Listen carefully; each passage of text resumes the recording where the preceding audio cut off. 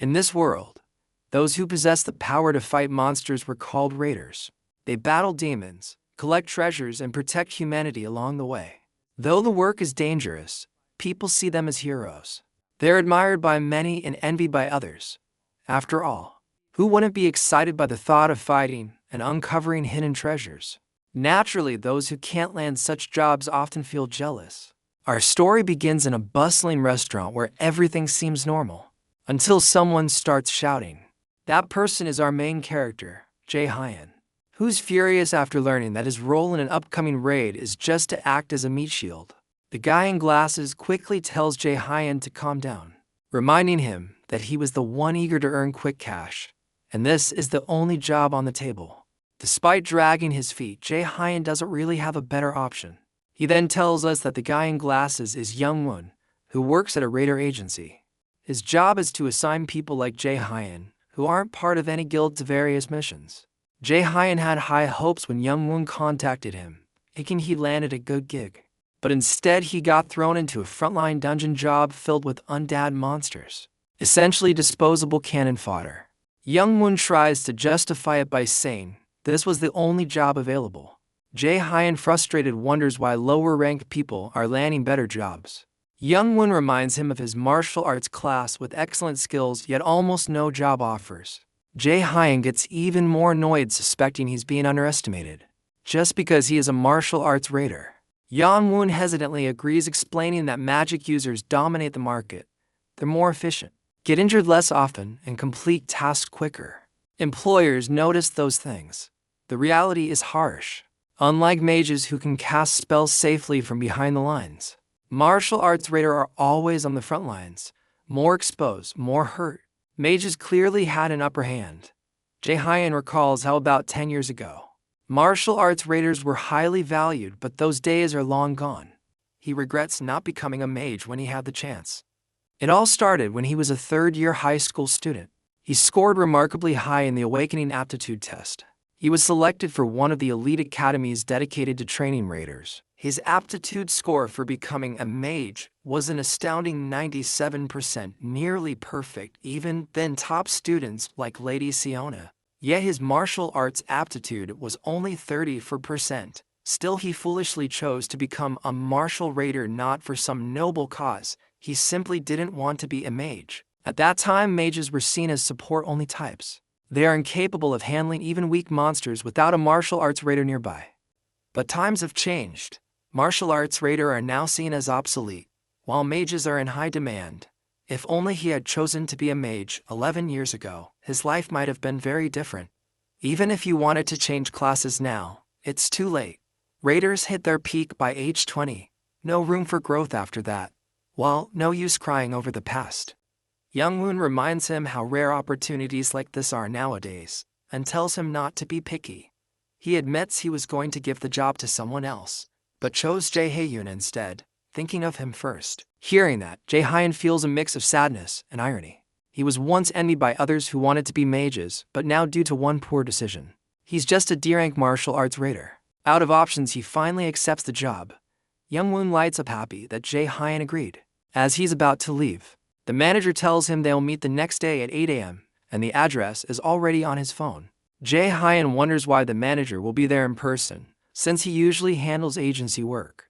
Young-won shrugs it off and says he has business there, so they'll meet anyway. The next day, everyone gathers outside the dungeon gate. Jae-hyun stands alone, checking the time. Young-won still hasn't arrived, which makes Jae-hyun nervous. He sighs, thinking that Young-won should probably be working with stronger raiders. After all, Young-won is an A-rank mage, while Jae-hyun is just a D-rank martial artist. Jae-hyun wonders why Young-won is even stuck working at a raider agency when he could easily join any guild he wants. If you were in Young-won's shoes, you would have left long ago. Suddenly, a dark thought creeps in, someone calling him a useless loser. It seems like an inner voice, but we're not sure yet. Lost in thought, he hears someone calling out to him. It's Mung-ho, an old friend dressed in full armor. They chat a bit, and Mung-ho proudly declares that martial arts raiders are still cool. Unlike those fireball-throwing mages he calls useless hobos. Jae-hyun doesn't share the same sentiment. Being a martial arts raider is anything but glamorous these days. Still, Manhwa encouraged them to do their best and suggests getting drinks after the raid. Jae-hyun agrees, but quickly adds that he's broke. Manhwa reminds him that he paid last time. Jae-hyun looks embarrassed, but Manhwa kindly offers to cover the tab again. Jae-hyun chuckles and apologizes for always mooching off of him, but deep down, he thinks Manhwa is just too nice for his own good. Suddenly, someone arrives and announces that everyone should gather at the dungeon gate. They'll be entering in 30 minutes. Tension fills the air. No one seems to like this guy giving orders, not even Jae-hyun. The armor guy returns to his team while Jae-hyun checks his phone, anxiously waiting. In dungeons, raiders need to be cautious of two main things. The first one is the treasure. If they stumble upon it, greed can overwhelm them. That's when dungeons tend to test raiders, often with deadly consequences. Most don't survive those tests. The second danger will have to wait because that same guy butts in again. He mocks Jae-hyun, joking that he must be staring at his girlfriend's photo. Jae-hyun brushes it off, but the truth is, he was actually looking at a photo of his mother. After a quiet moment to himself, he steps into the dungeon. Inside, mages stay behind while martial arts raiders move to the front lines. Only mindless schools are charging. Then, a bossy wizard begins shouting at the martial raiders, ordering them to form up, even if it means risking their lives. This is exactly what Jae-hyun hates about the job, being barked at by arrogant spellcasters. Still, he has no choice but to follow orders. Inside, mages stay behind, and while martial arts raiders move to the front lines, the mages begin casting spells, hurling fireballs that scorch the zombies. Jae wonders if these mages are from the Meteor Guild, which was a rookie group not long ago, but it turns out they're not. He figures today won't be his last, thanks to the strong backup. Manhwa takes a quick break, gulps down some water, and says it's finally time to take down the dungeon boss. The old man jokes about aging, saying he can't keep up like he used to. He asks Jae if he's picked up any loot yet. Ranked dungeons usually drop good items. Jae opens his system window to check, but it immediately glitches and a sharp headache hits him. A message appears: Asura system down. Disconnecting user. Another follows. System failed to reboot due to unknown error. Jae has never seen anything like this before. Then suddenly, a strange voice echoes in his mind, telling him to follow the light. He turns and sees glitching messages warning of an unknown entity breaching the system. He's completely lost. The old man notices and asks if something's wrong. Jae says someone told him to follow the light. Right then, tiny glowing orbs appear in the air, and only Jae can see them. He wonders if these lights are what the voice meant. Despite confusion, he follows them. The old man watches, puzzled by Jae's strange behavior. Jae insists he'll be back soon and heads off alone. After walking for a while, he finds himself in a hidden area. A system window appears, declaring that the ACR system is disabled and no status data can be loaded. He tries interacting with it, but it's unresponsive. A new notification says the system is partially damaged and will attempt to reboot in safe mode. Jae scratches his head. Since awakening at age 10, the system has never failed, not once in 17 years. He wonders if that voice he heard is related to the system glitching out. Messages keep repeating, but he presses on, following the light. He starts to think something deeper is changing within the system. For context, the Asura system is believed to be named after the Aesir gods of Norse myth like Odin and Thor. It supposedly appeared in 2011, during the year of disaster, as humanity's last line of defense. That year, an enormous tree suddenly sprouted in the center of the Pacific Ocean. It soared to unimaginable heights in just 9 days, and casting a foreboding shadow over the world. This terrifying tree was none other than Yggdrasil, the legendary world tree of myth. When Yggdrasil fully bloomed on the 9th day, chaos engulfed the globe. Waves of monstrous creatures descended upon humanity. Half of the global population perished, while the survivors faced famine and relentless plagues. Amidst the despair, true heroes emerged, wielding divine powers that brought a faint glimmer of hope. People gradually awakened to the ACO system, becoming raiders to battle the monstrous threat. From that moment, Asura became humanity's ultimate weapon. But now our hero suspects the Asura system may be changing, and not for the better. As he reaches a dead end, he suddenly spots a green door. Shocked at first, a smile soon spreads across his face. He realizes he's found a treasure gate. Treasure gates are secret chambers hidden within dungeons, incredibly rare even in high-level zones. They're known to house special items and valuable materials worth millions of won, the local currency. Jae-hyen's mind races as a rank or higher equipment piece could completely turn his dull life around. He silently prays for luck as he steps inside. The interior feels surreal, like a heavenly registration office. On a pedestal lies a radiant item. Jae-hyen had only heard rumors of such places, but never imagined he'd stumble into one himself. Overjoyed, he reaches out. As his fingers touch the object, a barrage of system notifications appears. The first confirms he has restored a damaged system feature. The second reveals a newly discovered item. The third invites him to view the item's details. Grinning, Jae-hyen believes his prayers might have been answered. The item turns out to be Odin's lost eye, a mythical ranked artifact. This legendary item, once sacrificed by Odin at Mimir's well for wisdom, grants its wielder access to rune writing and the ability to reverse engineer or destroy magic. It's the only mythical ranked item in existence, and once equipped, it becomes permanently bound to the user. The eye shines so brightly that Jae-hyen can't look directly at it. As he checks the system panel, he learns about its active skill, absolute calculation, an X-ranked ability that deconstructs and neutralizes magical structures. The mana cost depends on the rank of the magic being destroyed. Mastery of rune magic allows the user to wield full-powered magic without incantations. It also enables the use of blank cards to copy opponents' abilities. The eye is a powerhouse, but Jae-hyen, practical as ever, decides to sell it. The potential profit is in the hundreds of millions. No more grunt work or meat shield duties. However, he's tempted to try it on just once. But the system immediately warns him, once equipped, it cannot be removed. Knowing he's already past the prime age of 20 for using such gear effectively, he chooses not to wear it. After this fortunate encounter, he returns to his party.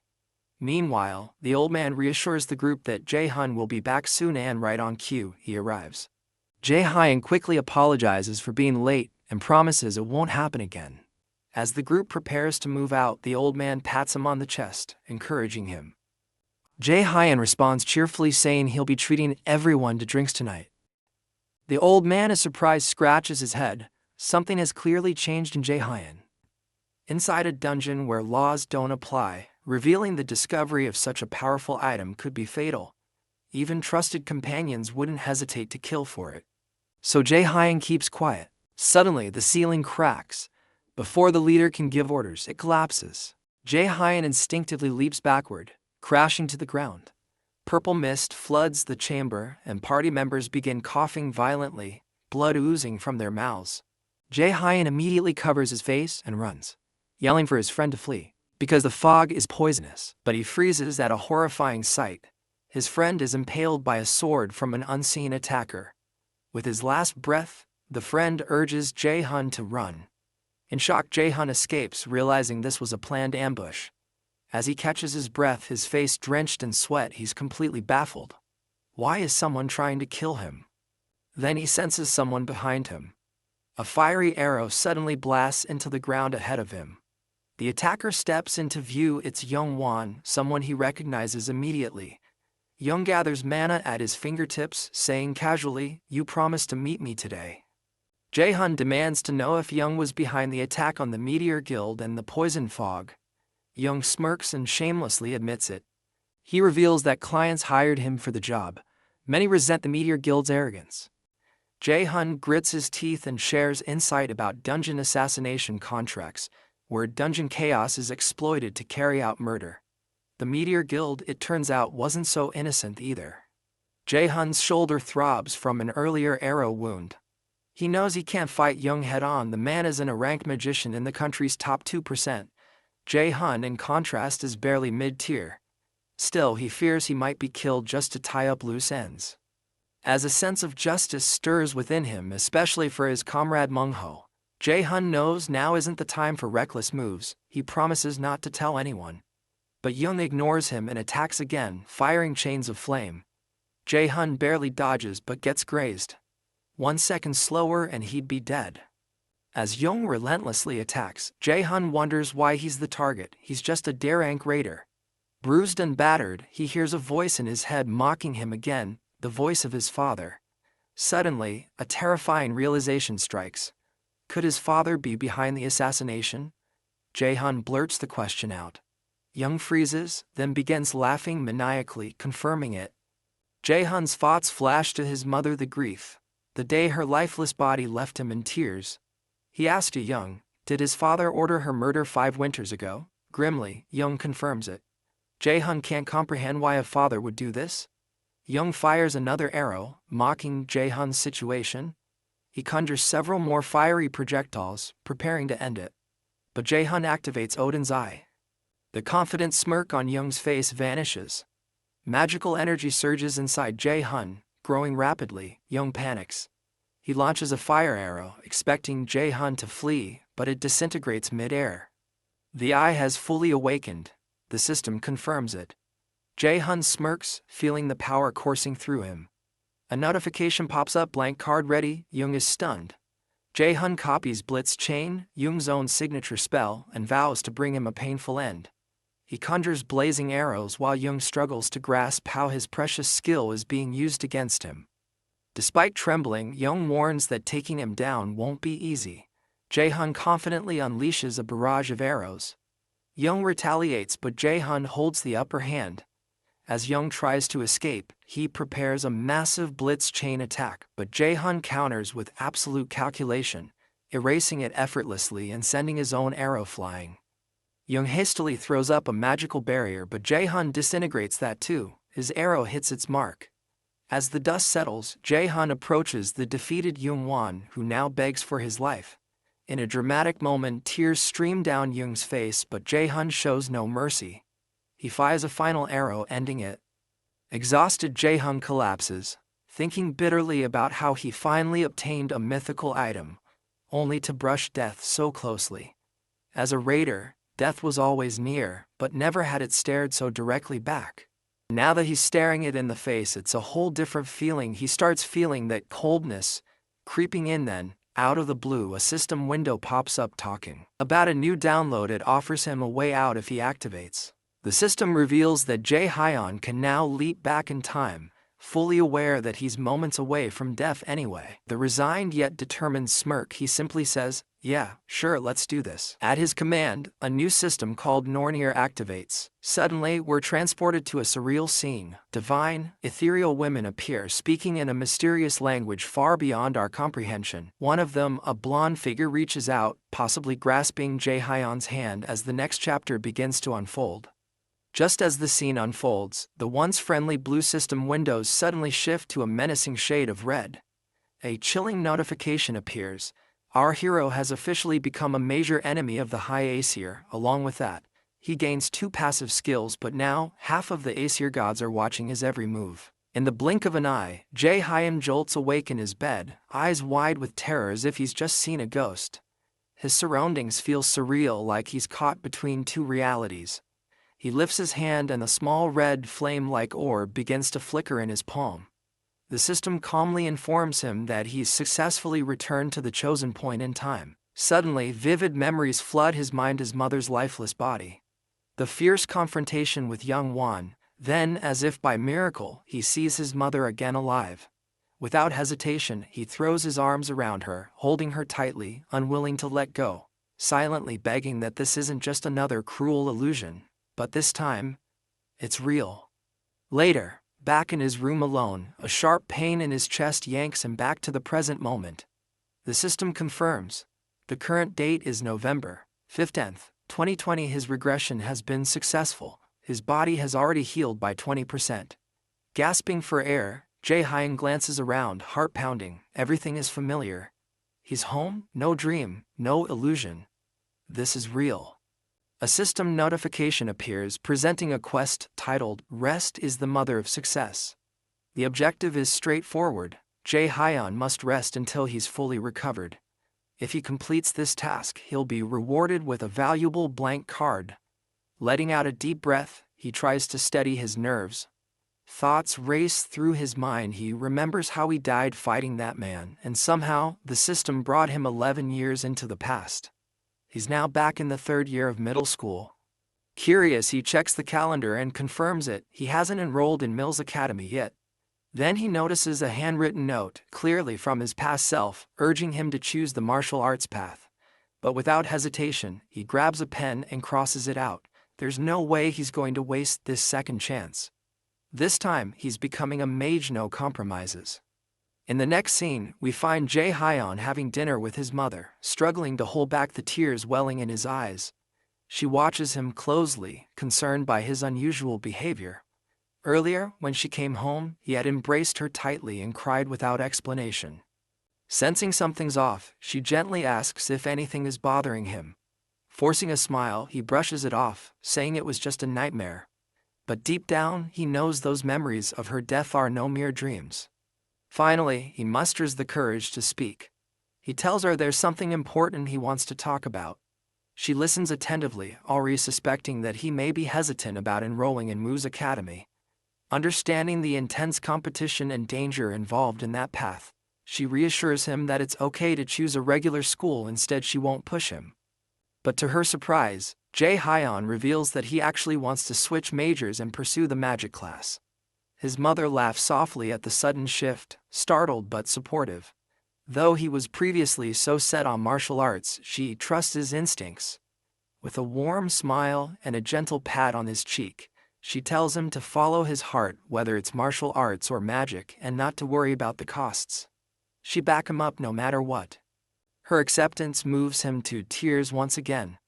Amidst his emotions, memories of his father, Minyongo, and a rank raider, surface, reminding him of his vow to become stronger and take revenge. Motivated, Jae-hyun begins training seriously, starting with push-ups. He even earns his first blank card for completing the rest quest. His body is gradually getting lean and toned, honestly, something I envy myself.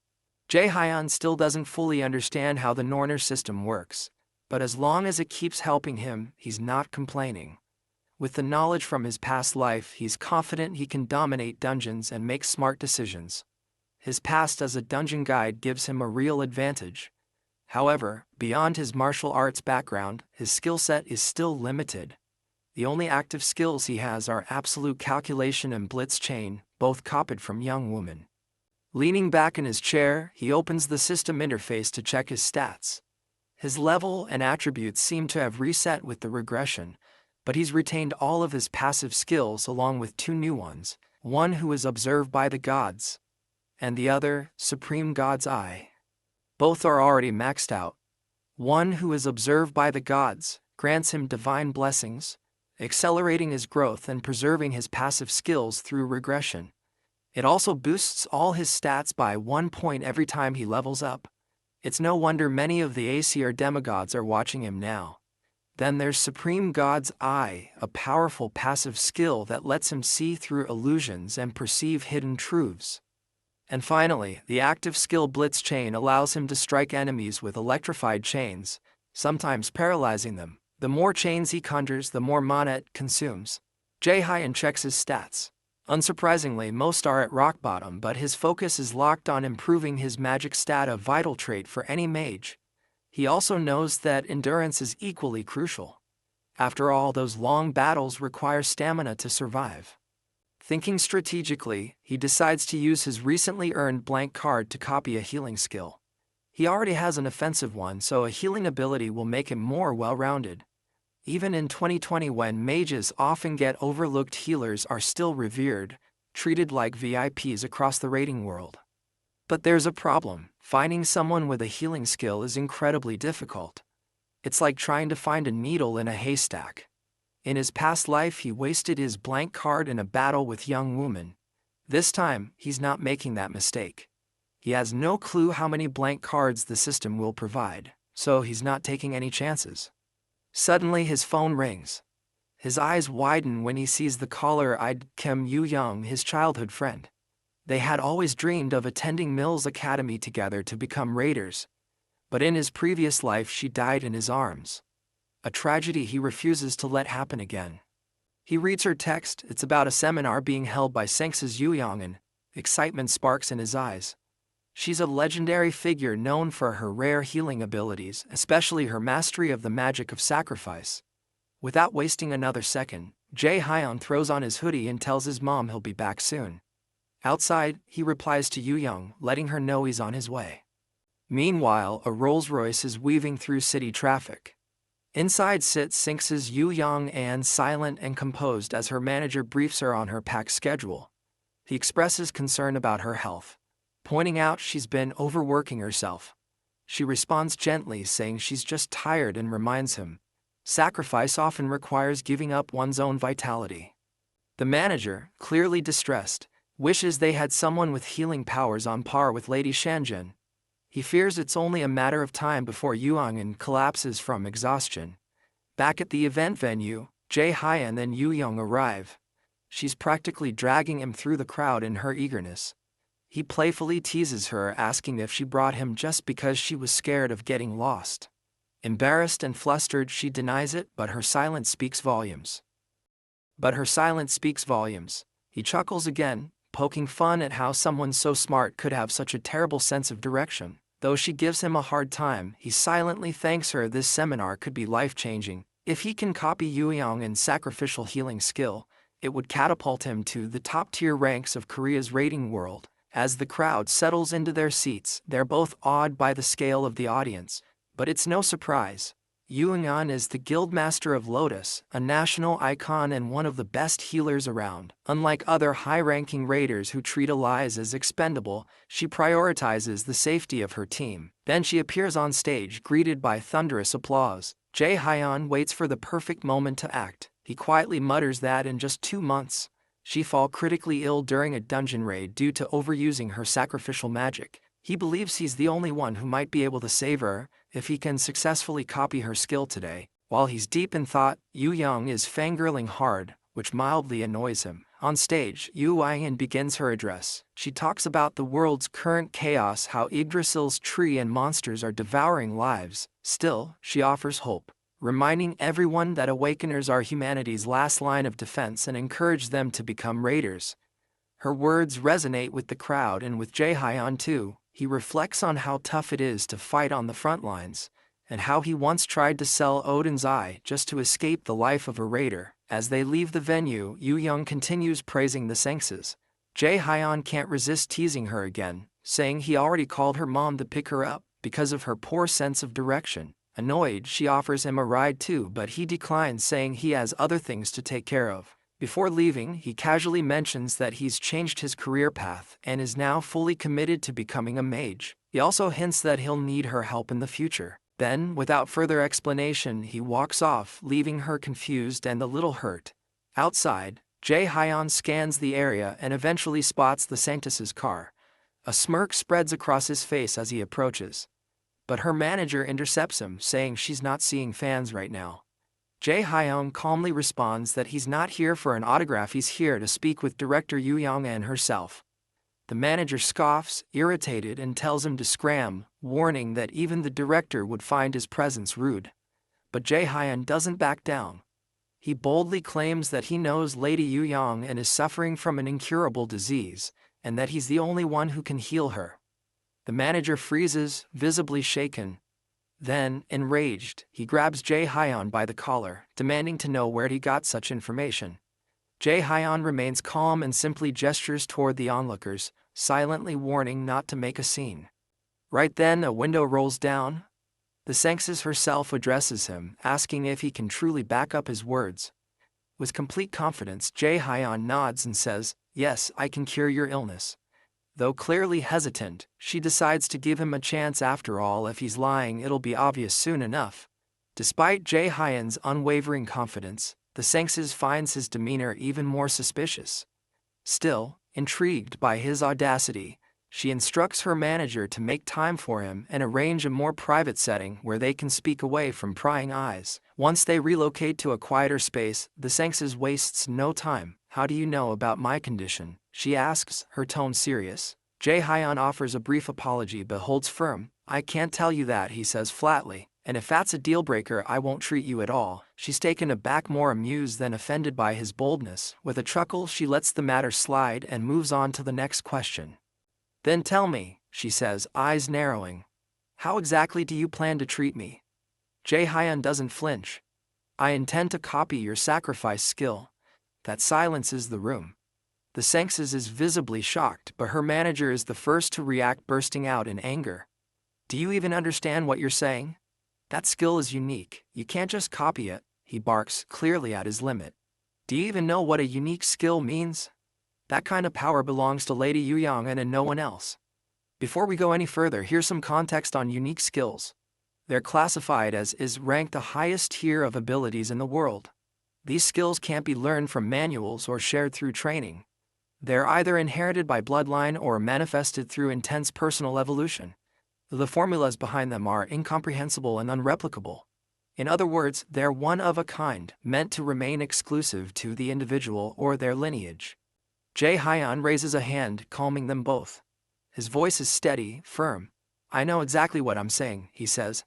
If I didn't understand the nature of unique skills, I wouldn't have come here at all. The Senses immediately turns to her irate manager and tells him to stand down. It won't take long, she assures him calmly, her eyes still on Jae-hyun. Then she asks the question that matters most. Can you really do what you claim? Jae-hyun nods with complete confidence. We learn here that her unique skill, sacrifice, comes with a heavy penalty. It can only be healed by another skill of equal or higher rank, which is rare in itself. But the irony is cruel. The sacrifice skill, which offers powerful healing, can't be used on the caster. It requires an offering to the gods, meaning she's incapable of healing her own body with it. Despite her lingering doubts, the Senses gives Jae-hyun permission to proceed.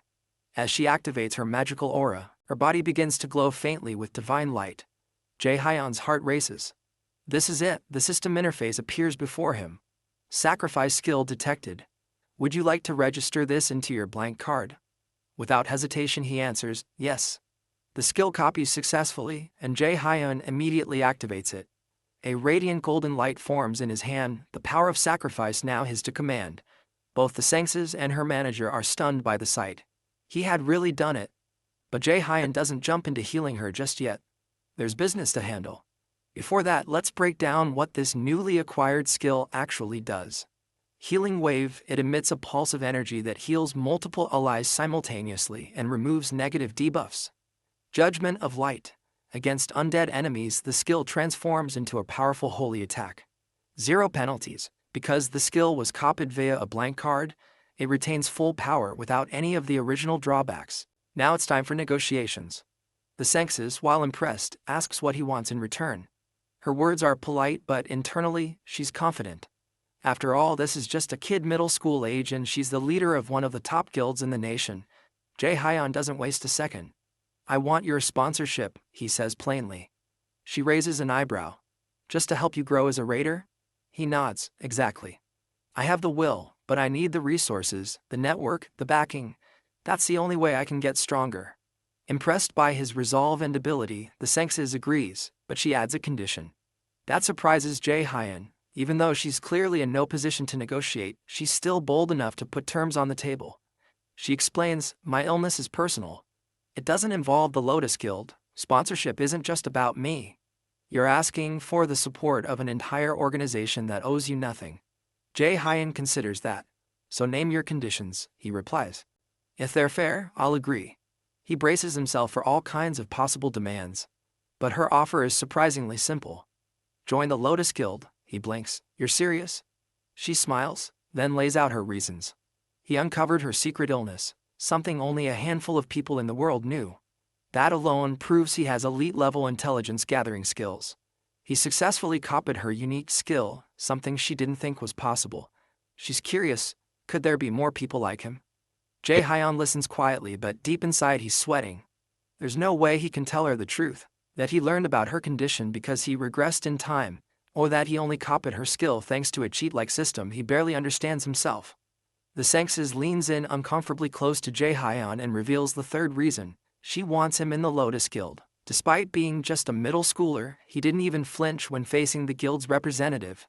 She finds his boldness intriguing. Jae-hyun reflects quietly. In his previous life, the Lotus Guild collapsed soon after her death. But now that she's alive, he's confident the guild will rise and joining them might be his fastest path to growth. Still, there's one problem. He's a minor, and signing official contracts with underage individuals is illegal. Sensing his concern, the Senses smiles knowingly. She reminds him of the right of priority negotiation, a legal clause that allows a guild to support and invest in an underage raider trainee.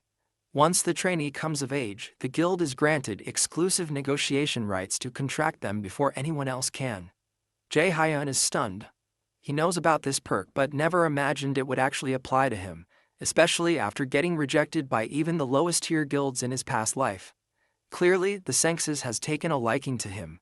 Sitting up straight, Jae-hyun says he'll begin the healing now. Though her offer is generous, he decides to treat her first before formally accepting it. As he moves closer, standing above her, the manager watches nervously. Though he no longer doubts Jae-hyun's powers after seeing the skill demonstration, he's still uneasy. What if the boy uses a cursed or unstable method?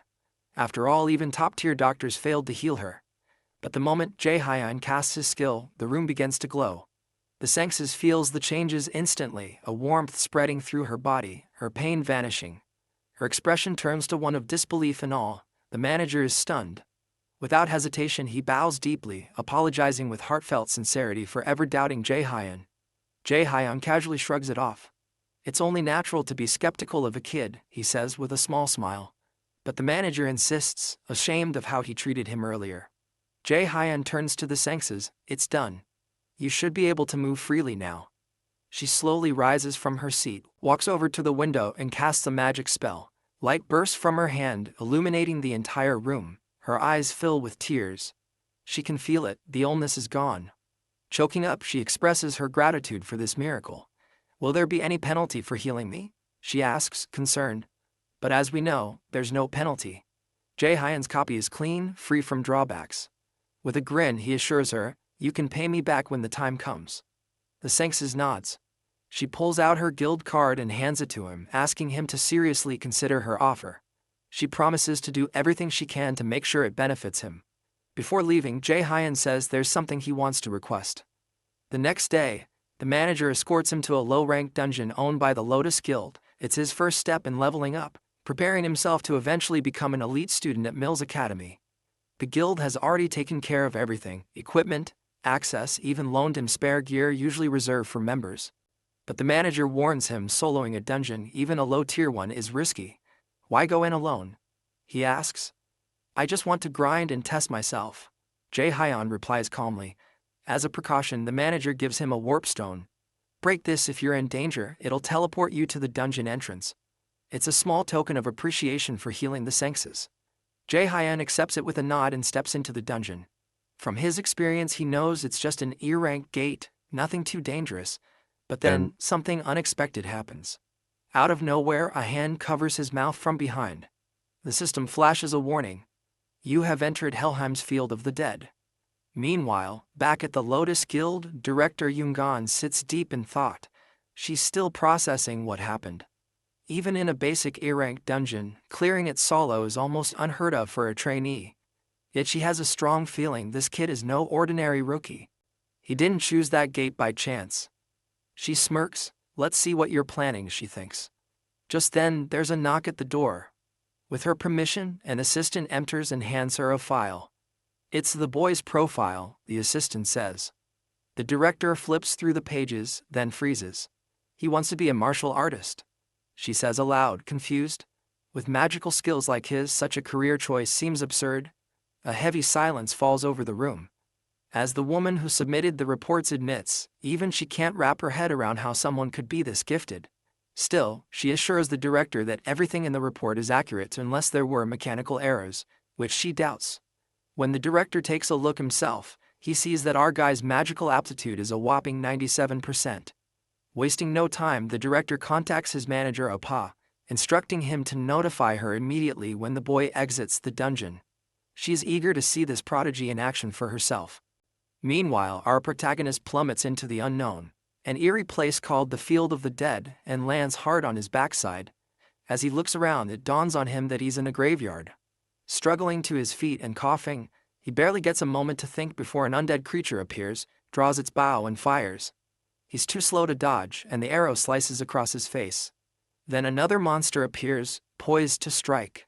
He's unsure if its weapon is coated with paralysis poison, which only irritates him more. He quickly heals himself using his sacrifice skill, but more zombies begin to close in. Black souls float ominously above, wasting no time in launching their attacks.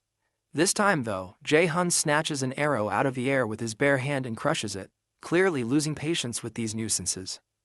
Meanwhile, Kim Yoo-jung stares at the autograph she received from the director, and she is also feeling totally annoyed at our hero for leaving her alone. Despite knowing she has a terrible sense of direction, she's getting more and more annoyed by his unpredictable moves. He used to avoid crowds, but suddenly he's agreeing to tag along with her. He never used to ditch her like this before, always making sure she wasn't left hanging, but this time, he left her high and dry down there alone. And now he's switching to magic class. Even though he's always dreamed of martial arts, she just can't wrap her head around his sudden change because she knows he's usually thoughtful and careful, not someone who acts without a good reason. Suddenly, she starts texting him again, giving him a piece of her mind about leaving her alone that day. Meanwhile, back in the dungeon, Jae-hyun's face pales as he freaks out at the sight of ghosts right in front of him. To make matters worse, they're far more organized than your typical monster horde. He decides to rely on an item, a staff forged by a blacksmith from the Lotus Guild. Before we delve deeper, we learn that this dungeon, Helheimr, is the realm of the dead overseen by Loki's daughter, Hel. It's one of the 9 worlds in Norse mythology, created after the 7 realms excluding Midgard and Asgard. These worlds include Niflheimr, the world of fog and ice; Muspelheimr, the world of flames; Jotunheimr, the world of giants; Alfheimr, the world of elves; Svartalfheimr, the world of dark elves; Vanaheimr, the world of the Vanir gods; and the coldest and darkest of all, Niflheimr, where Helheimr exists alongside it. This place is a total nightmare for newbies, but our hero's pumped to test his skills. He decides to whip out Goddess Nora's sacrifice skill. When he uses it on dead monsters, bam! It transforms into this epic area of effect attack called Judgment of Light. The monster jumps him right away, but our hero's quick to smack it down with his wand, sending the monster flung backward. He gears up with Blitzfire and blasts the monster to smithereens, bagging 70 XP for knocking out the Death Wraith. He keeps up the momentum, chaining his blitz moves to rock the stage with his skills. Every monster he takes down brings a bigger grin to his face as the XP rolls in. Next up, he leaps at another undead who is using arrows and smacks it hard on the noggin. Boom! His wand cracks in half, but he still manages to take down the monster. His face goes pale seeing his wand broken, realizing he wasn't exactly fighting like a mage after all, and his foolishness has caused him to lose a weapon. So, he gets serious and activates his sacrifice skill. The holy judgment of light comes crashing down on the monsters, burning them to a crisp. Once those undead are turned into ashes, he racks up some valuable experience points along the way, and decides to take a breather in the settling haze. He heals himself to restore his powers, and he is relieved to have made it out alive. He's learned a valuable lesson. Not to overestimate his skills. Even though divine judgment saved him this time, he might not be so lucky next time.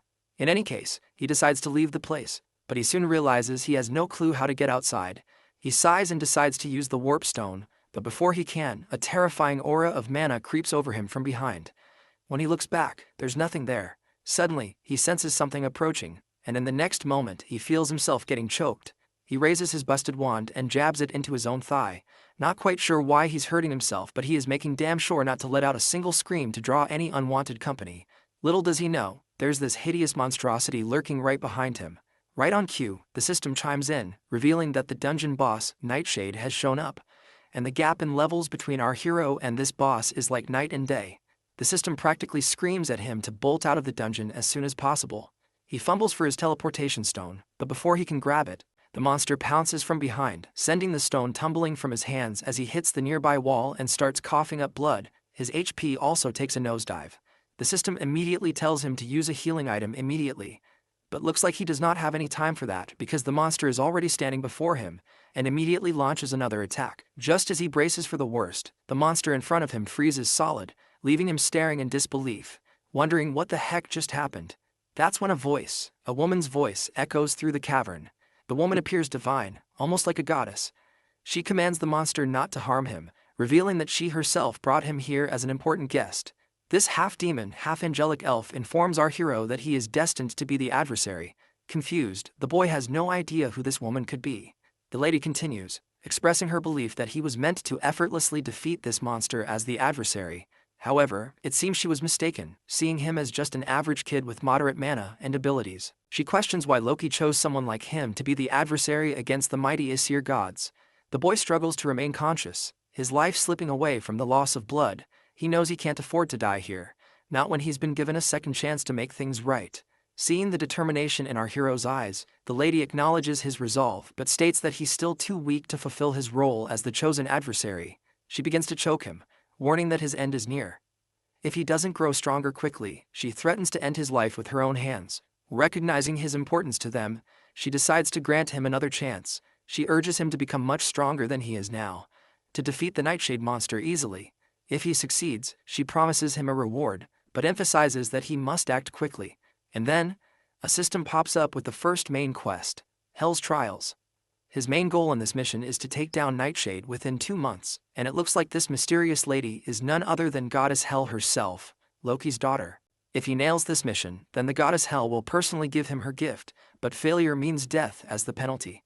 As those creepy hands start dragging him into the darkness, he loses sight of everything. And as the scene shifts, we see this blonde goddess we saw during his time regression. And she still appears to be saying something to our hero in this foreign language. Suddenly he awakens in the real world. As he stands up, he realizes that his injuries have been healed completely. Checking his window stats, he sees the same quest still hovering before him, which confirms that everything he felt back then was real, and the lady he encountered was indeed Hel, the goddess who rules over Helheimer, one of the 9 worlds of mythology. He's still clueless about this whole adversary thing, and he's heard something familiar already right after getting this new Nornir system. With a pile of unanswered questions looming over him, like why he regressed and what the heck this adversary stuff is, he knows one thing for sure: he's gotta level up fast. If what that goddess said holds water, the moment he stops getting stronger, he will be killed by that goddess. But hey, he chuckles to himself, at least he's got some daring tasks ahead. Still, he's got a long road ahead. He doesn't know how to fight as a mage, and he also lacks any basic spells to handle small fry. Pulling out his phone, he sees a call from the director summoning him. He tells her he'll swing by tomorrow and is ready to make the contract. The next day rolls around, and our hero steps into the Lotus Flower Guild. The manager leads him inside, and as they walk, he understands why they are giving him so much special treatment. Because his mage aptitude is at 97% after all. Arriving at their destination, our hero brightens at the sight of the lady director, exuding confidence with her long hair and a presence that catches his eye. They exchange greetings warmly. She dives into the perks the guild is offering with the contract, and our hero enthusiastically confirms they're impressive. I mean, who wouldn't be thrilled? Alongside a stipend for living expenses, the guild provides him with an endless supply of B-rank items at no cost if they break. On top of that, he'll earn a substantial profit based on his contributions in the raids. These terms are usually reserved for top-notch A-grade raiders. Before signing the contract, he reveals a condition. The lady director warmly encourages him to speak his mind. He explains that it's only been a month since he transitioned from martial arts to magecraft, making him inexperienced in magic. Therefore, he requests to be personally trained by the director herself. The manager marvels at our hero's audacity to directly confront the prestigious director without hesitation. Meanwhile, the boy asks if she agrees to his condition before signing the priority negotiation contract with the Lotus Guild. She chuckles at his interesting request and agrees to his terms. He thanks her, and she teasingly reminds him she's already got her eye on his potential and can't wait to see it in action. She presses him to display his talent first, if he's comfortable enough. Of course, our hero had already anticipated this. After all, it's the main reason the Lotus Guild is interested in him. He immediately asks what he should do to demonstrate his power. The lady simply clicks her fingers, and blue energy begins to manifest behind her, forming a mana cube, and she tells him to endure it. The boy is absolutely baffled by the sight of the mana cube. The lady quickly reminds him that a talented individual should be able to manage at least this much if he's going to sign the priority negotiation contract with her Lotus Guild. You see, a mana cube is a test that B-rank and above mages use to gauge their mana sensitivity, but there's no way someone like our hero wouldn't be overwhelmed by it, as only 7% of awakened mages can endure it. The boy asks the lady if she's trying to scare him off. She reassures him that even if he fails, it won't affect their priority negotiation and they'll still form the contract. With no way out, our hero bites the bullet and steps forward. The director nods to her manager to prepare, who expresses concern about her decision since even current mage raiders struggle with the cube. The lady reaffirms that our hero isn't your average guy, so it's worth a shot. Reluctantly, the director nods and activates the cube. Once the mana cube is activated, the boy hesitates before the overwhelming energy. The lady behind him encourages him to step in, and finally, he gathers the courage to enter. As soon as he's inside the mana cube, the manager remains visibly anxious, seeing him as just a young kid. The lady reassures her that he can handle it, confidently expressing trust in her intuition that he won't fail. Inside, our hero feels like he's drifting in a vast ocean made of mana.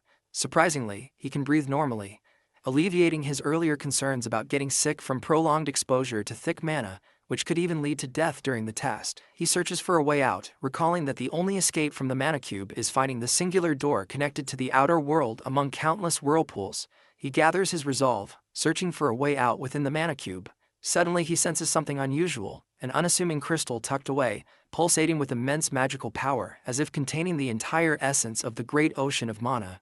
Meanwhile, the manager remains anxious while the lady continues to chuckle. Anxiously, the manager asks how long it typically takes. The lady mentions the fastest exit from the cube is 40 minutes, a record high. Upon hearing this, the manager bluntly states it'll either end in our hero's death or he'll set a new world record. The lady agrees, albeit confidently expecting the latter outcome.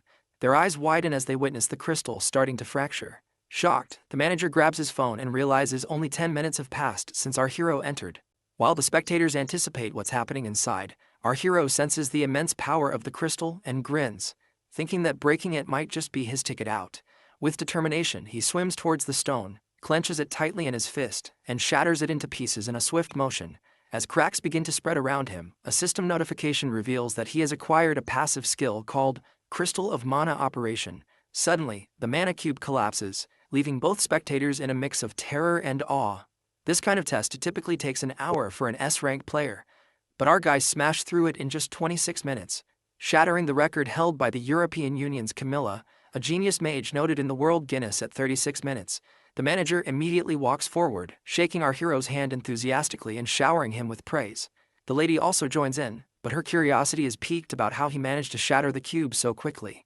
The boy explains that he found a crystal inside the cube and broke it. The lady is shocked to hear this because a mana cube crystal contains all the magic power within the cube, and it's incredibly rare for anyone, especially a regular awakened person, to find or break it. The fact that our hero not only found it but shattered it suggests that his mana capacity exceeds that of the entire cube. She bursts into a moment of happiness and immediately vows to help him become the greatest mage in the world. The scene transitions back to Lady Kim Yoo-jung, who is visibly upset that Jae-hyun is still late. Our hero's mother stands beside Kim Yoo-jung, confirming that he's indeed late and not answering calls either. Suddenly, a familiar flashy Rolls-Royce grabs both ladies' attention. They're stunned to see our hero stepping out of such an expensive car, completely blowing them away. How could he afford something like that? Jae-hyun immediately notices the ladies and waves happily. While his mother is anxious, concerned if her son is involved in something shady, Lady Kim is livid to see him lounging around. Once they're settled in the room, the girl jumps straight to demanding answers, asking why he switched to magic class. Our hero casually explains that martial arts just wasn't cutting it for him anymore, and he already filled out all the paperwork for the magic track. She keeps pushing for more details about his decision, but he flips the script and asks why she's dropped by. He then asks if her parents are off at work, to which she nods, explaining that's why she's crashing for the night with our hero's mom's blessing. We then learn that her folks work in a monster processing plant, shipping creatures abroad, which keeps them moving, and whenever she's left alone, she tends to hang out with him, since our hero's mother is a good friend of her parents. Moving forward, the boy asks her to teach him the theories of magic now that he's in the magic class. The girl demands to know what she'll get in return. Reluctantly, the boy asks what she wants. The girl admits she doesn't have anything specific in mind at the moment. After thinking for a bit, she decides that he must grant her one wish. The boy agrees but adds a condition. Her wish must be made within a year, or it expires. The girl agrees, somewhat annoyed, while the boy privately bets that she'll likely forget about it within a year. Teasingly, the boy asks what kind of wish she might have in mind, but the girl, now visibly annoyed, tells him to shut his yapping. The lady gets so mad. As they continue their banter, their mother calls them to dinner, but they ignore her, caught up in their playful pillow fight.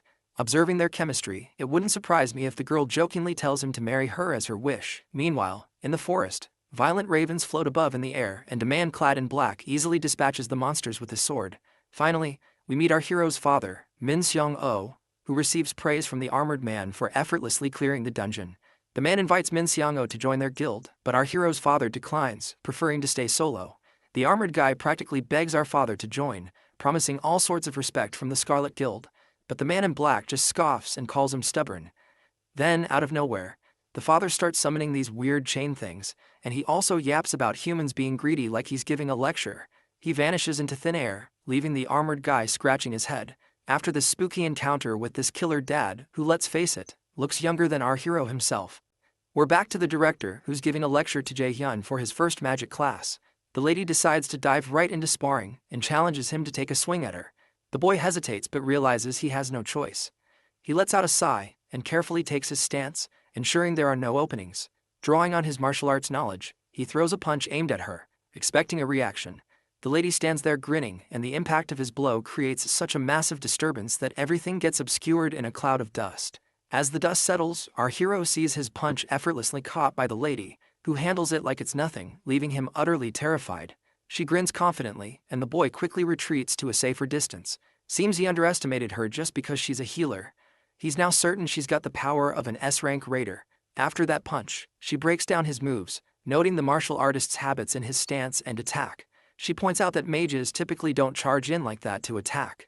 The director then asks him if he knows the difference between martial arts and magic. The boy says martial arts is all about up-close fighting with swords and stuff, while magic is more about blasting from a distance. She nods and adds that magic classes are about weakening enemies from afar, while martial arts finish them off face to face. Then she tells him to get ready because she's going to attack him to show him what mage combat is really like. She assures him she can heal him if things get messy. He's a bit nervous but ready. The lady gathers energy at her fingertip and shoots out this intense laser beam of energy. The boy quickly rolls to safety as the lady tells him it's his turn to attack.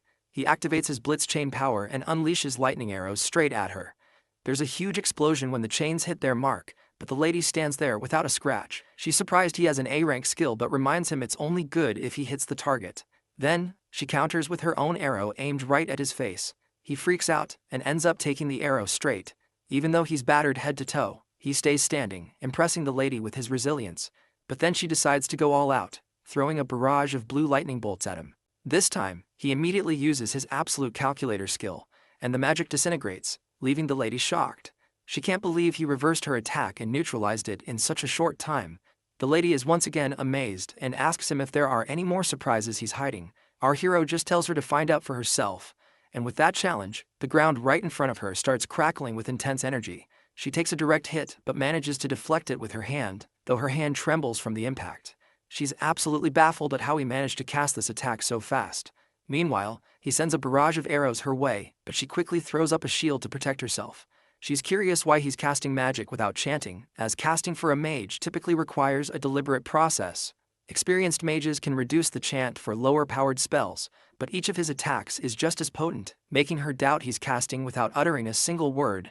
On the flip side, our hero's almost wiped out and can't muster enough mana to keep attacking, so he just blurts out that she's a monster for being so resilient. The lady strolls up to him with this smirk, saying he's an interesting kid with loads of potential. But she points out he's still green, catches him off guard, and knocks him to the ground just like that. He's clueless about how it happened, while she just chalks it up to her years of experience. Thinking about his skills, she gives him props for his melee combat game and how he can cast magic without a hitch. She's impressed by his knack for unraveling spells with that reverse calculation trick, thinking he could totally create a one-of-a-kind fighting style. She tells him she's taking him under her wing from now on, officially making herself his teacher. Apparently, he's the first lucky duck to get this kind of VIP treatment of becoming her student. The next scene shows our hero sitting melancholically, lost in thought. His friend snaps him out of his daydreaming with a disdainful aura, and he clicks his tongue, telling her he's listening. It seems she's been munching on ice cream ever since she arrived, which our hero bought for her as a tuition fee. He asks if she's not full yet, to which she replies she could eat it all day, urging him to focus on his studies. As she continues teaching him about magic, the system window reveals that his knowledge of magic has increased, and his efficiency in using magic has risen by 5%. The boy is tired of these persistent notifications. Every time he learns something new, they start to annoy him. The system feels like it's pushing him to grow constantly. It seems even Lady Kim finds it pretty strange how quickly he's picking things up. He's learned more in 2 days than most people would in 2 months. But the boy downplays it, saying there's nothing surprising since she herself can memorize forms just by looking at them. This annoying girl gets even more irritated and demands our hero to call her teacher. Her annoyance seems to stem from the fact that he's learning everything so fast. Despite her being in the magic field much longer than him, she's worried he's going to surpass her sooner than later at this rate. The boy sighs and reluctantly calls her teacher, reminding her that he surely has natural talent in the field of magic, so of course he is learning faster. But let's face it, he's putting in every effort to learn magic as quickly as possible because he doesn't want to get screwed over by Goddess Hell. The lady then reminds him that when he said he was going into martial arts, she was really surprised, and she now starts yelling at him for his decision he made back then. asking why he thought of abandoning the magic field even though it was suited for him. While Yoo-jung and Jae-hyun are having their study session, Jae-hyun sees the vision of a man's face that is linked to the events that happened in his past life. Yoo-jung pulls him out of his daydreaming by asking him if he's training for the practical exam in his own time, and he affirms that a different teacher is helping him train his practical. He wonders what the vision he just saw was and is uncertain if it was just his imagination. However, he also recalls that Hell gave him 2 months to defeat the Nightshade, so he pushes the thoughts out of his mind because it's not the time to get distracted. Our boy considers other beneficial things, like his hopes that the pill he's working on becomes a big help to raiders across the world and can help him overcome this wall in his abilities. Meanwhile, in the Lotus Guild Training Center, Park Sung-jae, the manager, supervises some of the raiders who are training and corrects some of the mistakes they're making. When he spots the guildmaster, Seongun, he makes a comment to her about how the trainees aren't bad for newbies and how the average rank has almost gone up from last year. But he's surprised to notice she wasn't listening.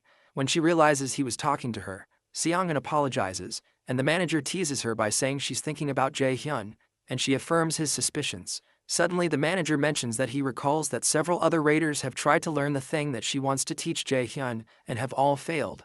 However, Seongun reminds the manager that he also saw Jae-hyun's peculiar talent. It would have been believable to say that Jae-hyun was a veteran because he didn't make a single unnecessary movement. At this point, Guildmaster Seongun is certain that if another S-rank magician is to appear in the future, it will be Jae-hyun.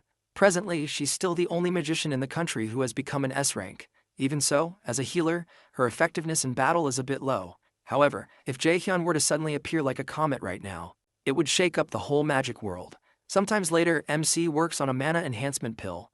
Like its name suggests, it's a pill that permanently increases the mana of the awakened who takes it. And it's an item that all magicians covet. While he's working, the mixture fails for the umpteenth time, and our boy throws away the spoon in anger. At this point, he's already used up 3 sets of the ingredients, and it seems like he'll blow up all his money if this continues. In the present of November 2020, no one knows how to make the mana enhancement pill just yet, because the pill won't be invented for another 5 years. Before returning to the past, the pill's recipe was shared by a world-class alchemist. As he published the recipe, the alchemist expressed how he hopes that the pill will be of great help to numerous raiders around the world. It seems to our boy that just keeping at it like this won't work. But he gets another idea of what might have a higher chance of working, and that is finding Lee Jae-sang, since he's the one who will invent the pill in 5 years' time. Even if he ends up unable to make the pill, creating a connection with that guy won't be a loss. Since Jae-sung is presently a senior who's currently a first year at Mills Academy, he has to go to Mills Academy to meet him. While he's out, Yoo-jung comes to see Jae-hyun, and she opens the door to find a pot that seems to be possessed by some demonic power and a disgusting sink. She immediately becomes worried that something bad happened and wonders if she should call the police as she looks at the disaster all over the house. Wielding a frying pan as a weapon, she looks around the terrifying wasteland. In the past, right as the Yggdrasil appeared and monsters started pouring out, there were a few people who established themselves the quickest. One of them was a man called Lee Jae-shin, also known as Quick Blade. When the first awakened vanished without a trace, Lee Jae-shin appeared as if to take over his mantle as the first S-rank raider in Korea. Lee Jae-sang, the person our boy is out to meet right now, is the youngest son of Lee Jae-shin. When Jae-hyun reaches the transportation building, the attendant asks him where he would like to go, and he requests to take a portal to a place called Daegu. Daegu currently lay abandoned due to the monster outbreak, and it's a city where monsters poured out from all sides, and you had to worry about your life from the moment you stepped in. Shortly after, our boy gets close to the Mills Academy in Daegu and has to walk a bit more to get to the main entrance. When he gets in, he wonders where he could find Jae-sung. Although Jae-sung was in the combat department, he wasn't very talented. The probability of Jae-sung, who dislikes fighting, making use of Milas's combat facilities is very low, so Jae-hyun decides to look around the classrooms first. As he walks forward, he notices a crowd and walks up to see what they're looking at. When he forces his way through, he's hit by Jae-sung, who's thrown back by an attack from whoever is whooping his behind. Our boy helps Jae-sang up, and the kid apologizes for hitting him. Jae-hyun, however, doesn't reply to his apology, but only locks eyes on Jae-sung's opponent, who asks him who the heck he is, and if he has any business with Jae-sung, whom he calls a stutterer. Before he can talk, the bully places a hand on our boy's back and asks him if he's the brother of the stutterer. After all, they don't look one bit alike, but Jae-hyun doesn't bother giving any response to this shithead. However, the bully clarifies that they're having an important discussion and advises him to wait outside if he doesn't want to end up in a bad situation. Before the guy can finish his statement, our boy slaps away his hand. Finally, Jaehyun tells the kid it would be best if he went to the nurse's office and asks if he can walk. But Jae-sung just stares at him in confusion. Annoyed, the bully steps forward and grabs Jaehyun by his collar, calling him a bastard. The angry bully demands to know if he doesn't understand when spoken to nicely and asks him if he wants to die. However, our boy mentions that this is the second time someone is grabbing his collar, and he doesn't know why people keep doing that so often lately. He remembers his lessons with Yu Jung about having a clear image in his head, then calculating the magic formula, constructing the spell, and then executing it. As he recalls Seongun, the image our boy chooses is a beam of light that shoots out like an arrow. Suddenly, the system notifies him that the skill called Holy Arrow has been activated. Just by pointing his finger, our boy releases a blast of the Holy Arrow into the big guy's chest and throws him backward, even knocking out spit from his mouth. As the big guy screams in pain, Jae-sung watches in shock as he realizes this stranger just cast a spell without incanting. The other onlookers also wonder what the heck just happened, and they wonder how this guy was able to cast, and how he was able to fire a holy arrow that broke the arm of a prospective warrior. As the students begin to chat that it's possible that the big guy is just weaker than he seems, the big guy becomes annoyed. If this goes on, his reputation is going to be destroyed, so he pledges not to let this bastard go without leaving a dent. As he holds on to his broken arm, he generates a sword. When Jae-sung notices it, he calls out to Jaehyun to be careful, but the angry bully swings the sword to injure Jaehyun. As the sword closes in on Jaehyun's face, he remembers how Master Seongun had taught him how to create a barrier by evenly wrapping mana around his body, so attacks violently bounce off. He immediately activates his mana barrier skill, and the bully's huge sword bounces off like rubber until it swings out of his reach. A look of terror crosses the big guy's face, but he's unable to react quickly enough because our boy soon grabs his face and asks him if he's done with his tricks. As the bully attempts to call him a crazy bastard, Jaehyun doesn't let the words fully come out of his mouth before he blasts a holy arrow into his face, violently knocking him backward and breaking his nose.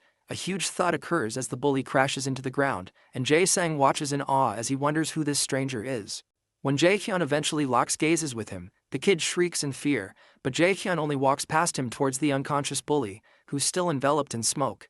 Jaehyun crouches near him and he's surprised by how good he got the guy. Soon after, our boy brings out a potion. He regrets having to use the potion he bought for this, but it can't be helped, so he pours it on the injured bully.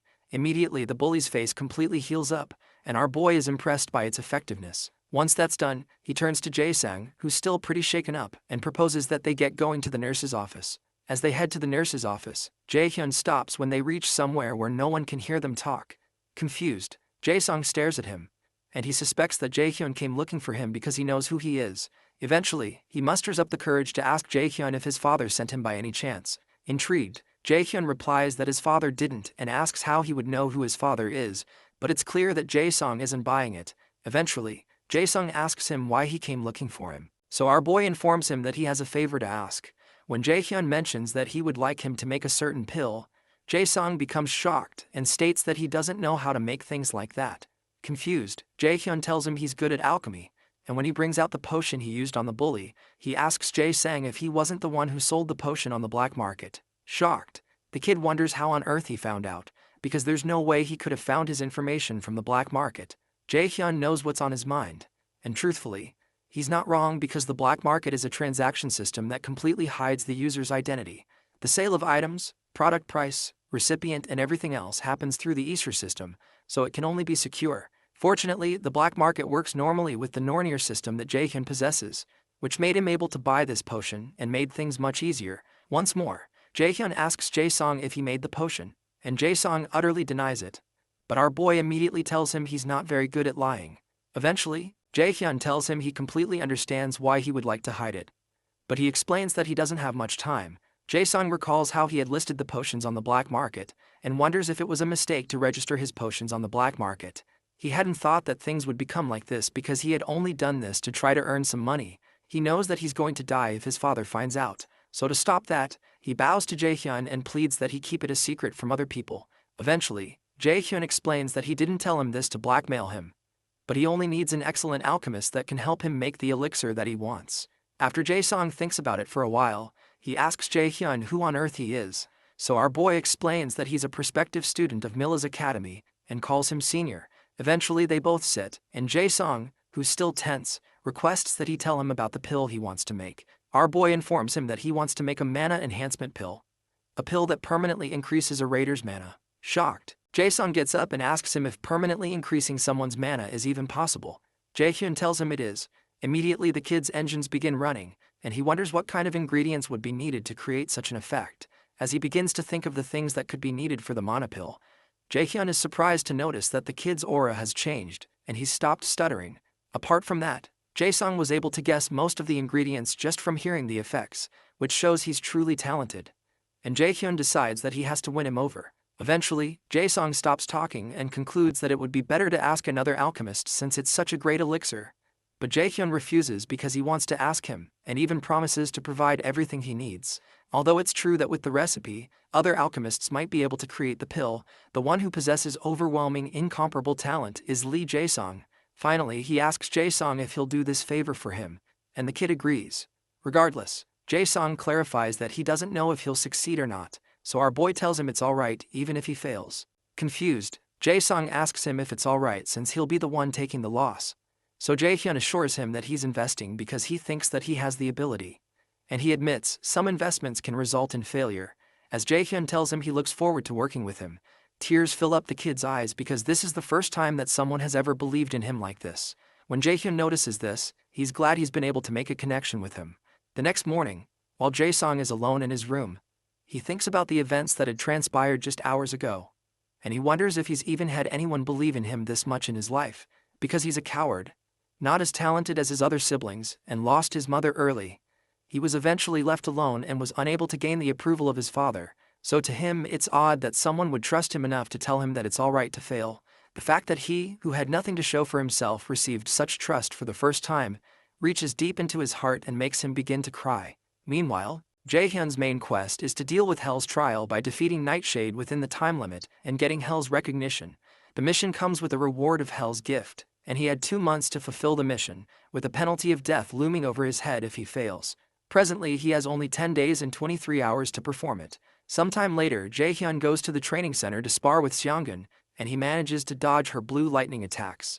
As he moves forward to close the gap between them, he's targeted by some blasts, but he creates a shield to protect himself. He quickly activates his own holy arrow attack and blasts her with it, but she's already covered up in a magic shield. However, she notices a crack in the shield, and she's surprised our boy has grown this strong already. After the smoke clears, both of them lock eyes with one another, as if at a cowboy standoff, until Jae-hyun starts to burn bright with yellowish streaks of lightning around his body as he activates his blitz chain skill. But Seongun looks quite ready for his attack. As they both prepare to attack, the manager steps in and tells them to wrap it up because their time is up and they've both worked hard today as well. The manager is surprised that the training hall made with arc metal, which takes a significant amount of strength to create even a little of, has been destroyed by their sparring session. If he hadn't stopped them in the middle, the hall would have been obliterated. While they're resting, Seongun tells our boy that he's grown strong at a truly unbelievable rate. Apparently, he can cast more spells now, and his strength is now ridiculously high. Suddenly, she asks him if he's studying the theory separately, so he affirms that he's learning it from a friend. Excited, Seongun declares that it's better than she expected, because she was worried since she couldn't help him with the theory too. She comments that it seems like Jae-hyun has an intelligent friend, and he reluctantly agrees she is. But he considers how the real problem is Yoo-jung's weird-ass personality. Before they leave, Seongun reminds Jae-hyun that he had said he wanted to try raiding a dungeon again, and he affirms that he wants to test out the effectiveness of the training thus far. Because of that, Seongun believes that the E-rank dungeon that he entered should be a breeze with his current skills, so she asks him to do his best. The only issue is that it's not an E-rank dungeon he entered, but a C-rank one where he encountered Hell and Nightshade.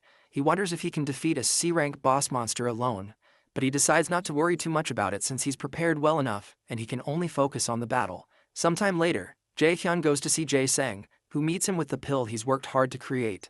Soon after, Jae-hyun ingests the mana enhancement pill, and his magic stat increases by 15, and the unbelievable effects shock him. Alchemy is fundamentally a profound and difficult science.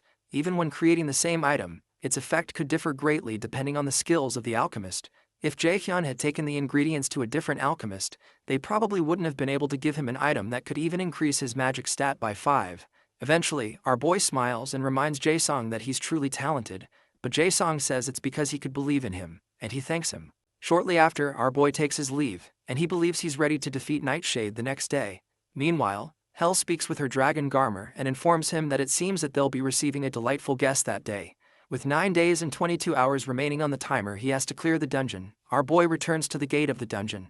He's given a complete probationary Valkyrie set, with which he gains a passive skill called Mana Plundering. Soon after, he enters the dungeon, and the portal system informs him that he'll be transported to Helheim's land of the dead. Because of the Nornir system he possesses, he falls through the portal and finally lands in the land of the dead. If he defeats Nightshade, he'll be able to meet Hel again. Suddenly, he hears a voice behind him refer to him as the adversary, mentioning Loki and Nornir. Soon after, the monster speaking to him fires arrows at him, but our boy protects himself with a magic barrier. As he turns back, he notices several monsters coming out of the ground, and he recalls how Xiangjin had told him that what she wants to teach him is the combat style of a battle mage. These battle mages are also called swordsmen by warriors, and it's a hybrid combat style that uses both magic and physical attacks. But until now, no one has managed it. As Jaehyun turns back to blast the monsters behind him with holy arrows, he considers how this fighting method is not as powerful as being a long-distance magician, and is lacking compared to a close-distance warrior. As he pummels one monster into the ground, he realizes the fighting style is in an awkward position, because it specializes in neither.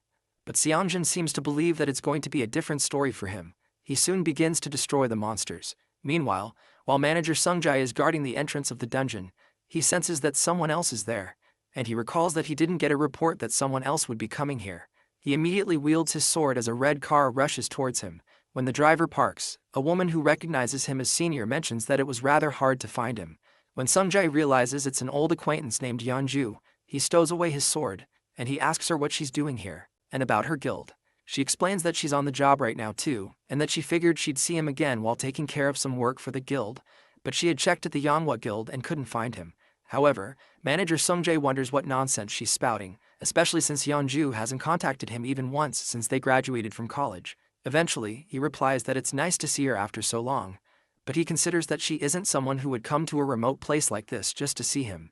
As she steps forward, Yeonju asks her senior if he's managing this dungeon, but he informs her that it isn't something an outsider should concern themselves with. Regardless, she keeps speaking and mentions that managing dungeons is usually not a part of his responsibilities, and asks if he got demoted. When he doesn't answer, she mentions that she was curious to know if the rumor that Guildmaster Shangan is sick is true. Manager Sungjai's face becomes grim, and he informs her that it's obviously just a rumor. When he asks her where she heard something like that, she comments that there are plenty of listening ears, and that their curator guild has a lot of them. Intrigued, manager Sungjai wonders if she's saying that they have spies in their guild. So he thanks her for letting him know, and informs her he'll deal with that. When he grows impatient, he asks her if that's all because he probably has to head back and start the cleanup now. So she also asks him if he knows a kid named Min Jae-hyun. The question alarms manager Sungjai, and Yeonju mentions that this kid has been visiting Manhwa Guild and meeting Guildmaster Yu Sungin quite often, so she wants to ask if he knows the reason for it. Confused, manager Sungjai informs her that he doesn't think that is something an outsider should care about either. Eventually, Yeonju sighs and walks away. As she leaves, she informs him that she didn't expect him to tell her anything because she knows how inflexible he is, but the reason she came all this way is because she should at least pretend to do something deserving of her salary at the guild. Eventually, she gets into her car and drives off. Meanwhile, in the dungeon, our boy piles up a lot of monster corpses and sits on them. Soon after, the dungeon boss, Nightshade, appears, and our boy tells the monster that it's been a while. Nightshade's body burns in an eerie bright red, and the monster soon lunges forward, causing our boy to jump into the air as he aims his holy arrows at the monster. While mid-air, he fires the arrows down into the monster's eyes and mouth, destabilizing it for a while before he lands back on the ground. The monster doesn't seem to be injured and removes its hand from its face, unveiling its bright red, eerie eyes. It releases several blasts of energy towards our boy, who spots them and quickly calculates the place to step to avoid the incoming attack. He successfully dodges the attack, and when he gets right in front of the monster, it releases another onslaught of destructive energy, which our boy still dogged does. Shortly after, our boy asks it if it's now flustered because things aren't going its way. Jaehyun activates his lightning chain, and he directs the chains at Nightshade, who manages to knock away the anchor of the chains. However, our boy redirects the chain's anchor and wraps the monster's midsection with the chain.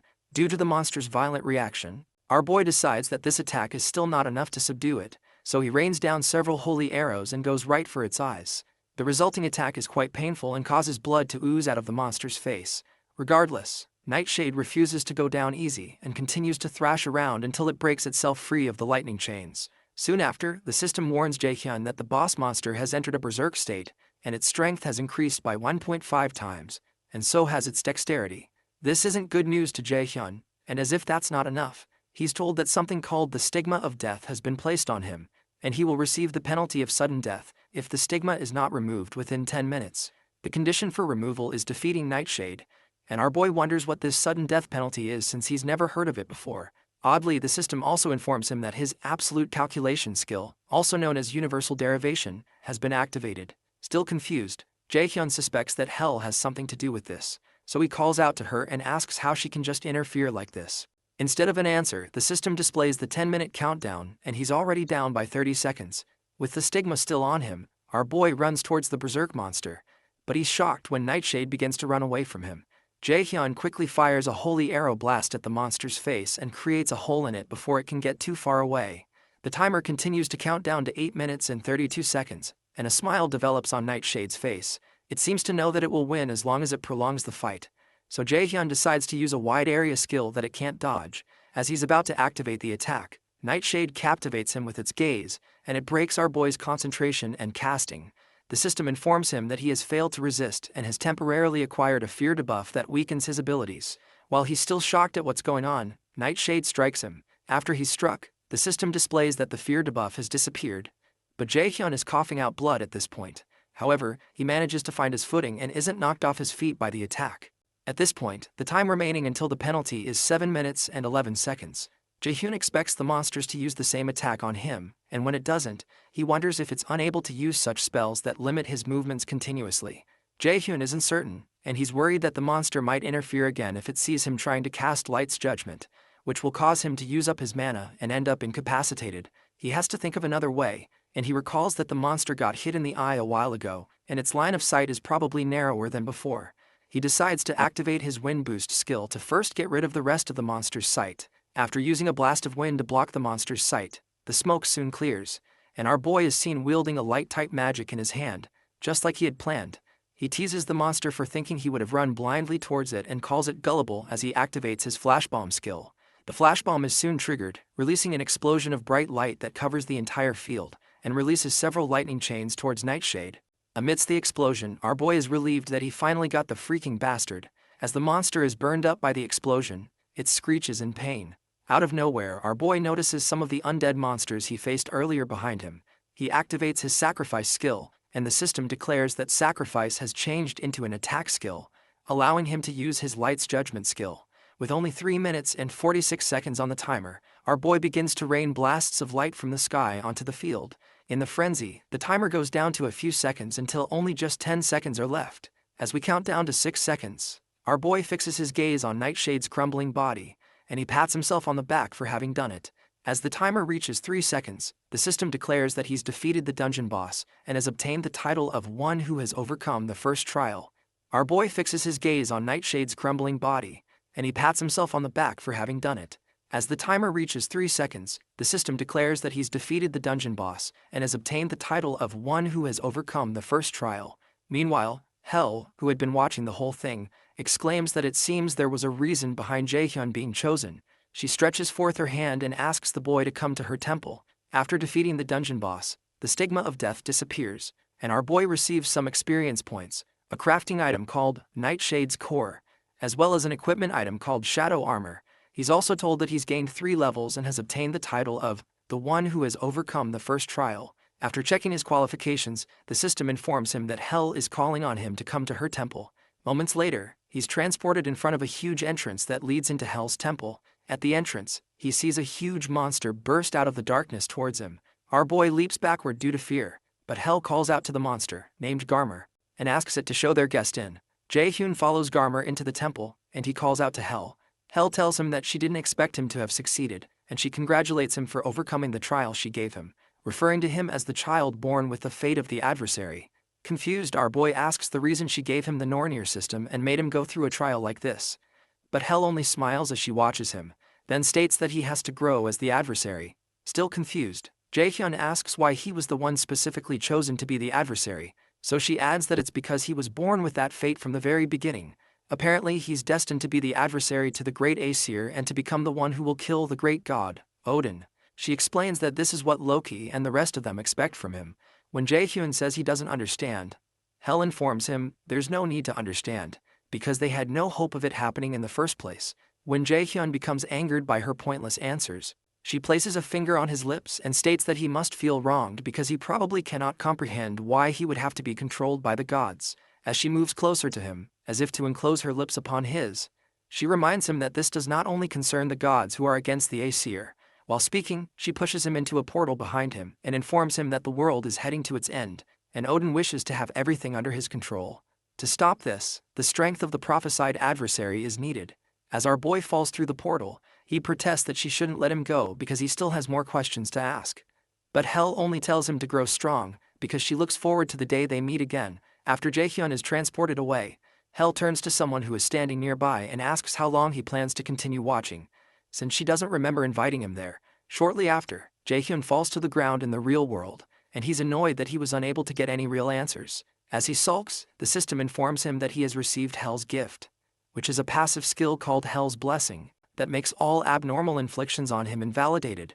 Meanwhile, the old man who was spying on Hel asks her to forgive his discourtesy because he just couldn't resist when he heard that Hel was meeting with the boy. He asks Hel how she feels after meeting the boy in person, and she replies that she doesn't know because it's too early to decide, especially since the adversary has only taken his first step forward. She admits that the growth of the adversary was to a greater extent than she expected, and he won despite the stigma she gave him and stood before her in the end, which is a fortunate miscalculation on her end. The old man is relieved that the boy is doing a good job. Eventually, Hel asks him what he wants because she knows he has more to say to her, referring to him as Mimir, a figure in Norse mythology. Mimir, however, claims he doesn't know what she means, and the goddess accuses him of trying to feign ignorance till the end. As she continues to speak, Mimir asks her to calm down and admits that it seems he can't deceive her after all. Hel further states that the adversary's left eye is without a doubt the one Odin had sacrificed at the Well of Wisdom. She's certain that Mimir and Loki are concealing a secret from her, but Mimir pleads that he would wish to tell her, but it's still too early, so she agrees to wait. However, she states that she can't sit still, and when Mimir asks her what ideas she has, she explains that the adversary is still too immature because, according to the prophecy, there are innumerable hardships waiting for him, and he needs a guide. Sometime later, around 7 days before Mill's academy admission, Jaehyun comes to the store to get some items with a lady. She notices that he doesn't look so good and asks if there's something on his mind, but our boy says it's nothing, so she leads him to buy the rest of the things he'll need. Even though he said it's nothing, what's on his mind is how he went through so much without getting answers, and even ended up with even more questions. Fortunately, he was able to get the passive skill, Hel's Blessing, and an X-rank skill. Our boy has other X-rank skills too. One that's called One Watched by the Gods, which helps the user's rapid growth with the blessing of the gods. Another one is the Absolute Eye of God, which penetrates through false illusions and sees the absolute reality. The X rank is a rank that Jaehyun had never heard about with the Aesir system, and the X rank is short for extraordinary, and it seems to be a skill that exists outside the norms of the Aesir system, as he considers that the reason the gods against the Aesir provided him with these skills is for him to kill the great god, Odin. He becomes overwhelmed once more. He's soon brought out of his deep thoughts when he notices the lady he came with paying 300 million won for a mere mana blade, which is just an expendable item. As she brings out a long list on her phone of things they still have to buy, Jaehyun becomes worried. Hours before, this lady, named Park Hana, had approached our boy and told him she's from the Manhwa Guild. Apparently, Seong-gwen wishes to give him a gift, seeing his admission to Mila's is right around the corner, and he had thought they would be coming here to buy a few elixirs and artifacts at best. But this is on a totally different scale. After offloading several bags in Jaehyun's hands, she proposes they go take a look at armor now, but Jaehyun stops her and says they don't have to buy armor since he has something that he can use. He shows her a shadow armor equipment that he received from Nightshade that gives him the stealth skill once equipped. Since it's B-rank protective gear, he's certain that there's nothing they can buy that's better than this, especially since it also provides stealth. When Hana notices his armor has stealth skills, she asks him if he also needs an artifact that grants the stealth skill, since that's an item all raiders would desire, even though it would be difficult to obtain in a place like this. But Jaehyun says he doesn't. He adds that it would be difficult to get one unless he's lucky to find one in a dungeon, especially since there aren't that many people who learn stealth. Hana agrees because the only raider who possesses the skill in the country is her brother. She walks away right after saying that, and Jaehyun asks her what she means. So she informs him that manager Park Sung-jae is her brother. That information shocks Jaehyun, and as she walks away, he can't believe it because Hana and Sung-jae act nothing alike. Out of nowhere, his eyes begin to shine bright, and the Nornir system informs him that an unknown entity is resonating with him. He begins to feel queasy, and he suddenly sees a light trail that he had seen from the treasure gate. When he dashes back to follow the light, Hana calls out to him, but he tells her he's only going away for a moment. While he's following the light, his absolute Eye of God skill is activated and pierces through the false illusion and shows the truth. The system informs him that the absolute Eye of God's first low-rank skill has been opened, and he's obtained the skill called Detection. Detection is also an extraordinary rank skill that allows him to check unappraised items as well as invalidate an opponent's stealth or phantom skills. While he watches in surprise, the Nornir system activates the Detection skill. In another place, a close combat match occurs and is soon concluded after a guy named An Hoyan beats his opponent. Some men in the audience talk about how phenomenal Hoyan is, but clarify that the difference in his talent and that of his opponent is too obvious, which is the reason why they say he's a future S-rank raider. When Hoyan leaves the fighting ground, his father commends him for having done a good job. However, his father warns him not to get excited because this was an obvious win. With no excitement in his eyes, Hoyan states that he knows. So his father proposes he goes to prepare for the next planned activity and asks him to go take a shower. While he's in the shower, Hoyan thinks about how he despises this tiresome life where his own opinion and desires don't matter. The raider that he wanted to become was nothing like this, and he wonders when it turned out this way. In the store, the Nornir system presents our boy with an equipment item called Mistletoe, with a growth type rating, which is a mistletoe branch that ended the life of Odin's son, Balder. It grows alongside its user and contains an immeasurable amount of magic, and it allows the user to acquire the passive skill called Mana Perception once equipped. The Mana Perception skill is rated A, and it raises the user's ability to detect mana to the highest possible extent. Jaehyun is excited, but he wonders if this is one of the Nornir system's tricks, and as he keeps following the light, he walks past Hoyan. While Hoyan stands by, his father picks several pieces of equipment for him. When Hoyan asks if they need to buy this much, his father insists that they will all be of use to him since he's someone who will become an S-rank raider, and he doesn't need to be too stingy about such things. Hoyan further protests that spending this much will affect his mom's hospital fee for this month, but his father silences him. His dad insists that it is for him to worry about, and his job is to just focus on training, so Hoyan agrees with his dad as usual. While his dad continues buying, the boy wonders what the heck he's doing there. While he follows his dad through the store, several people who recognize him wonder what a combat genius like him is doing in this store. Meanwhile, Hoyan pays them no attention as some of them try to take pictures of him, and he wonders if this is truly the raider life he envisioned. He wonders what the difference is between this and being a monkey stuck in a zoo. When he was young and first awakened his abilities, his mother smiled softly at him and patted him on the head. He dreamt of becoming a raider in that dark and poverty-stricken house, because he was like a ray of light that could change everything. However, that light didn't last long in front of his father's wish to make use of it. Right now, as if he were a robot, he's merely a tool that continuously does as his father says.